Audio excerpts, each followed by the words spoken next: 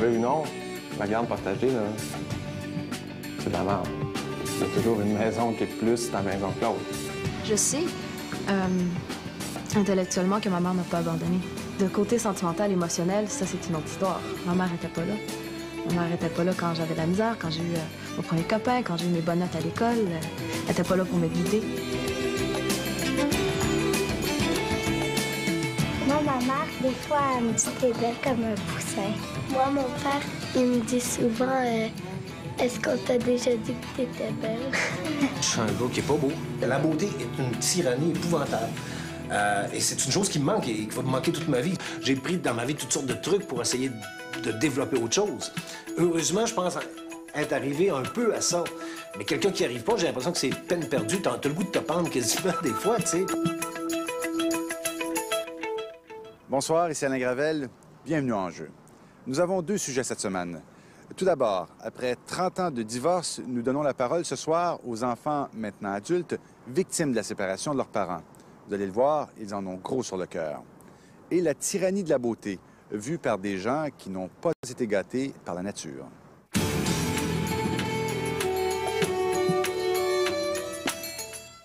Le serment de fidélité est quelque chose de sacré lors des mariages à l'Église, vous le savez.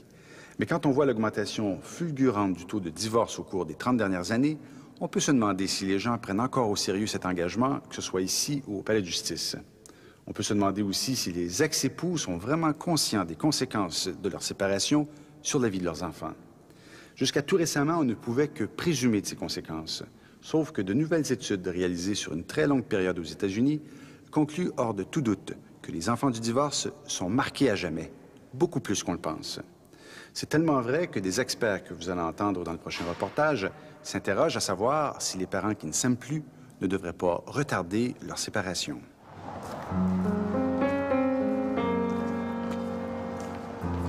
Je suis enfant unique. J'ai 8 demi-frères et demi-sœurs, donc soit qu'on partage le même père ou la même mère. Et ces demi-frères et demi-sœurs-là, ben eux autres, ils ont des demi. Supposons que j'ai une demi-sœur. On a la mère en commun. Bien, elle a un père. Ce père-là a déjà été remarié avant. Donc, elle a un autre demi-frère ou une autre demi-sœur qui ont le même père en commun. Quand on compte tout le monde, on est comme 17, à peu près 17 ou 19. On perd le compte des fois. Stéphanie Fodor a 20 ans.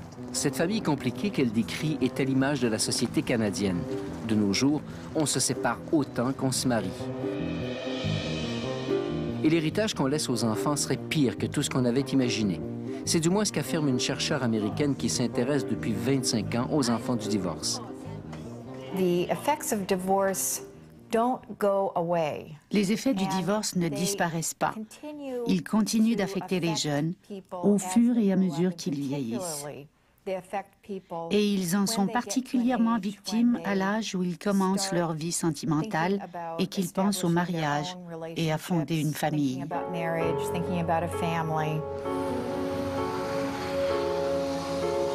Mes parents étaient ensemble jusqu'à ce que j'aie 2 ans environ. Après ça, ils se sont séparés. Ma mère a eu un autre mari. Mon père, je le voyais aux fins de semaine. Mais puisque je me rappelle plus de la séparation à 10 ans, c'est ça qui m'a beaucoup plus affectée. Le fait que je m'identifie énormément à ma mère. Je veux dire, pour une fille, la mère, c'est le rôle le plus important, là, comme toutes les théories psychanalystes pourraient dire. Ça, c'est ce qui m'a frappé le plus, ce qui m'a déchirée. Surtout parce que ça m'a enlevé d'un monde où est-ce que j'étais encadrée, où est-ce que j'avais une discipline, où est-ce qu'il y avait de la famille, où est-ce qu'il y avait quelqu'un qui s'assurait que j'avais mes devoirs faits, puis qui s'assurait que je sois vêtue ou que j'aille manger, tu sais. À une vie où est-ce que c'est moi le matin qui faisais mes déjeuners, puis c'est moi qui faisais à souper à mon père, puis c'est moi qui s'arrangeais avec tout ça, à faire le ménage, puis à faire du lavage. C'est plus difficile pour eux de mûrir. Ils manquent de protection et d'attention de la part des parents.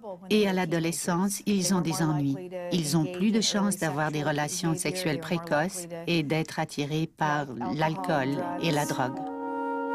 On a toujours cru que la précocité sexuelle et les nombreux partenaires de nos adolescents n'étaient que le signe d'une grande liberté. Ce qu'on croit de plus en plus, c'est que ce comportement ferait partie de l'héritage du divorce. Quand j'étais avec quelqu'un, quand j'étais avec un gars, ben, il me donnait de l'affection, il me donnait des caresses, il me donnait de l'affection pure et simple. Je cherchais des amitiés.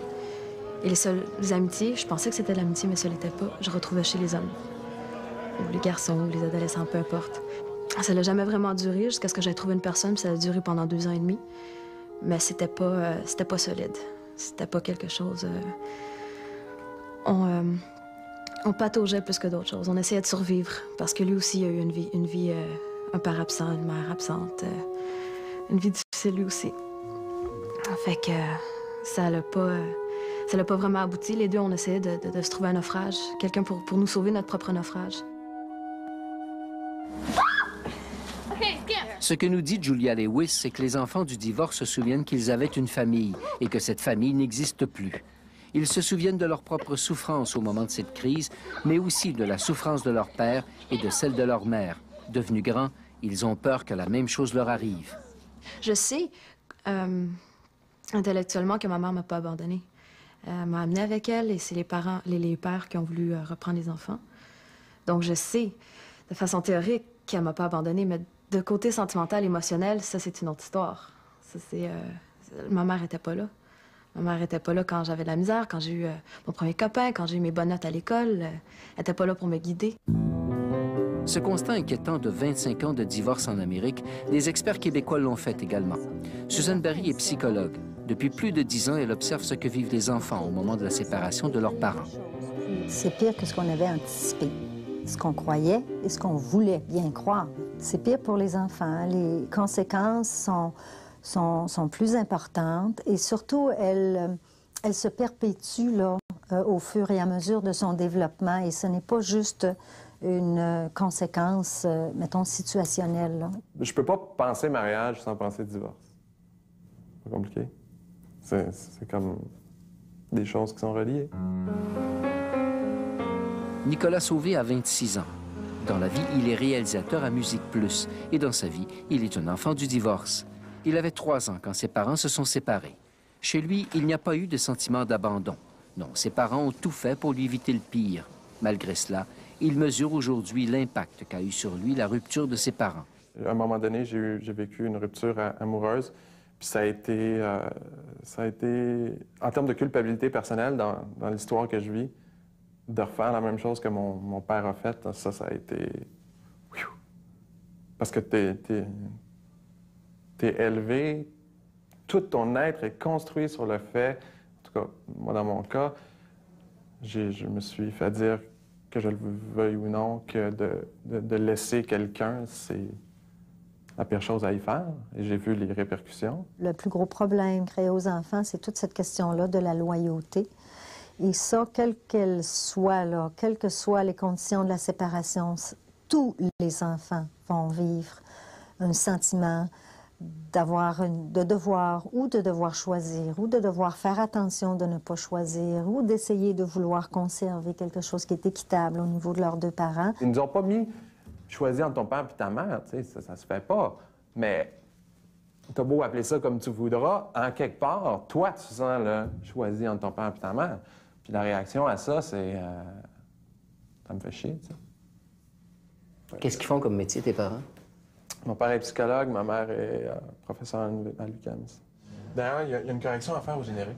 Tout enfant qui ont vécu la situation du divorce, l'ont entendu, ça, j'ai rien contre ton père, j'ai rien contre ta mère. Tu sens même dans la voix la volonté, mais derrière la volonté, tu sens tout l'affect qui est là. Puis t'as 5 ans, t'as beau te faire dire ça, t'es capable de voir que c'est pas ça que ça veut dire, tu sais.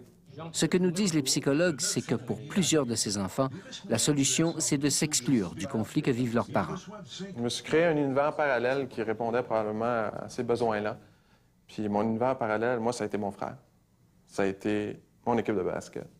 Ça a été mon école, mes amis. Puis ça reste encore comme ça. C'est une cellule. Mes parents sont là, je sens qu'ils m'aiment, mais il y a un côté où mon référent premier dans ma vie, ça fuck les théories freudiennes peut-être, mais c'est mon frère. Rupert est un enfant du divorce parce qu'il a une grande vie intérieure. Il est à la fois donc torturé, mais aussi très fragile. Je vous prierai aussi, si vous ne l'avez pas fait la semaine dernière, de remplir le petit sondage maison. Gilles Laporte est professeur d'histoire au Cégep du Vieux-Montréal. Ces enfants du divorce, il les côtoie tous les jours. Il s'est dit, si ça fait un bon sujet de thèse, ça ferait sûrement un bon sujet de bande dessinée. Alors, avec son frère, il a créé l'univers de Rupert. 2 albums sont parus à ce jour. Ben, c'est ça, on voulait incarner ce personnage nouveau, là, qui jamais été abordé, soit par la littérature, soit par la bande dessinée. Le personnage nouveau qui incarne les valeurs depuis 1960, 1980, bref, issu d'une famille éclatée, qui vient d'une banlieue anonyme. Est-ce que vous croyez que pour la majorité des enfants, c'est dramatique si les parents se séparent ou divorcent? C'est un drame énorme, OK? D'autant plus que ces jeunes-là n'ont pas réussi encore à faire la part entre eux et le monde extérieur. Donc, c'est le monde qui s'écroule. Il est à la fois un adulte prématuré, il a une grosse tête d'adulte déjà préparé, mais un corps fragile d'enfant. Il s'habille déjà en adulte, austère. Il a surtout des rapports avec les adultes, moins avec les autres enfants. Donc, il maîtrise le vocabulaire du chantage. Alors, Rupert est un opportuniste. Un papa coupable est un papa rentable. Bien sûr, ce ne sont pas tous les enfants du divorce qui vont profiter de cette crise pour faire chanter leurs parents. Mais ce qui est certain, c'est qu'ils perçoivent la complexité de la situation et que cette aventure les ferait vieillir prématurément. Avec ma mère, il fallait pas que je dise telle affaire de mon père, puis avec mon père, il fallait pas que je dise telle affaire de ma mère. Fait que j'ai plus été comme un espèce de... C'est l'image que j'ai, là, de quelqu'un qui est toujours on camera, tu sais. C'est une bombe que tu as dans les mains quand tu as 5 ans ou 6 ans, puis tu reviens chez vous, puis qu'est-ce que tu as fait chez ton père ou qu'est-ce que tu as fait chez ta mère? Tu es jeune, puis c'est sûr que tu sens l'émotivité qu'il y a là. Alors, ils sont faciles à identifier aussi parce qu'ils sont beaucoup plus tôt rompus par des habitudes des adultes. Les enfants du divorce boivent plus tôt, fument plus tôt et font l'amour plus tôt. Ils sont aussi plutôt partis en appartement. Ils sont davantage soucieux d'avoir de l'argent, d'être autonomes du point de vue financier. Ils sont également, donc, en ce sens-là, beaucoup mieux intégrés en apparence, mais ils ont une grande fragilité. C'est sûr que tu deviens autonome plus rapidement parce que il y a des préoccupations qui hantent tes parents, puis toi, tu te retrouves dans certaines situations où tu dois te débrouiller. Juste le fait d'avoir 2 maisons, juste le fait de faire des valises, juste le fait de prendre l'autobus pour aller d'une place à l'autre. Parce qu'il y a comme une limite entre les deux aussi qui franchiront pas. Moi, mes parents se sont jamais parlé. Plus autonome et fragile, très fragile, dit-on, à tel point que les enfants du divorce ont 2 fois plus de risques que les autres enfants de devenir délinquants. On parle de 30 % d'entre eux. Mais on peut leur éviter le pire. Et pour cela, tous les psychologues sont unanimes. Les enfants ne doivent jamais douter de l'amour de leurs parents envers eux. Je pense que quelqu'un que ses parents ne sont pas divorcés puis qui ne sent pas que ses parents l'aiment, côté de quelqu'un que ses parents se divorcent dans sa face puis qu'il se sent aimé, j'aimerais mieux la situation où la personne se sent aimée.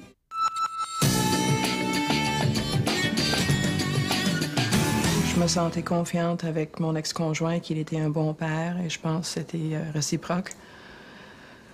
Alors, on avait entendu parler de la médiation. Puis on est allé voir ça, comment ça allait, puis on aimait. De plus en plus de couples qui désirent se séparer font appel à la médiation, c'est-à-dire à un professionnel neutre, un arbitre pour les aider à solutionner cette crise. Autrement dit, on comprend aujourd'hui qu'on doit apprendre à divorcer. C'est ce qu'ont fait Jane Hooker et son ex-conjoint il y a de cela 5 ans. On va avoir un petit pot. Regarde, le petit pot sur tes mains. Wow, c'est pas beaucoup, ça. Après, on va souper tantôt. Je crois toujours à notre garde partagée. Ça fonctionne pour nous. Mais pour être très honnête, je pense que ça exige un travail extraordinaire. Ça exige vraiment beaucoup, beaucoup d'attention. Et on s'était fait l'idée un peu au début que, bon, on est divorcés, c'est fini. Mais c'est vraiment pas fini. Vraiment, vraiment pas fini. Les enfants sont toujours là. Je suis toujours dans sa vie. S'il aime pas. Il est toujours dans la mienne, si je l'aime pas. Et puis, ça, c'est parfois très difficile. C'est comme de vivre en couple, mais de ne jamais avoir le droit d'exprimer ses opinions. Parce que ça me regarde plus, ce qui arrive chez lui, et vice-versa. Les enfants de Jane vivent maintenant en garde partagée. C'est la solution qu'ont choisi leurs parents. Ils vivent une semaine chez leur père et une semaine chez leur mère. Qu'est-ce que ça veut dire une famille? Le père, la mère, les enfants. Dans la même maison ou dans des maisons différentes? Dans la même maison. Dis-moi combien vous avez de familles. Comme 2. Il y en a une qui est... Mais le chum de ma mère, Ça avec nous trois, puis ma mère, puis son chum. Ça fait une famille. Puis nous, quand on va chez notre père. Chez notre père, il y a la blonde de mon père. Puis nous, puis Tessa, c'est notre fille. On est 6. On est 6. Ouais. Ça, c'est... 2 familles. Cette idée de partager la vie des enfants entre 2 maisons est souvent perçue par les parents comme la meilleure des solutions. Et personne ne soutient que c'est condamnable. Mais certains enfants voient cela d'un tout autre œil. Que tu le veuilles ou non, la garde partagée, là, c'est de la merde. Il y a toujours une maison qui est plus ta maison que l'autre. Puis ça, je sais pas. Puis ça, j'aimerais savoir ce que les jeunes d'aujourd'hui vont vivre plus tard, cette espèce de système de vie un peu schizophrénique d'une semaine, une semaine, ou d'un mois, un mois. OK, on dit bye-bye, on s'en va. Cette société qui croit à la garde partagée, moi, j'ai de la misère, là. C'est vraiment une construction de l'esprit, là.